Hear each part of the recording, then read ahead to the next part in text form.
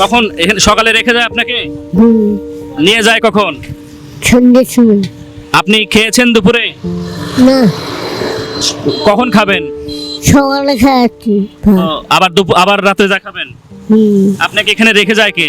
আর ভাই বয়সের ভারে নুয়ে পড়লেও জীবন যেন তাকে এক মুহূর্ত জিরোতে দিচ্ছে না। শতবর্ষী বেগম জানের দিন শুরু হয় সেতুর ফুটপাতে একলা বসে। প্রতিদিন সকালে হাতে ভিক্ষার থালা ধরিয়ে তাকে বসিয়ে রেখে যান স্বজনরা। আর সন্ধ্যা না হওয়া পর্যন্ত খোঁজ নিতে আসেন না কেউই। সারাদিনের প্রচন্ড রোদ, তাপদাহ কিংবা বৃষ্টি উপেক্ষা করেই তাকে কাটাতে হয় এই নির্জন প্রহর।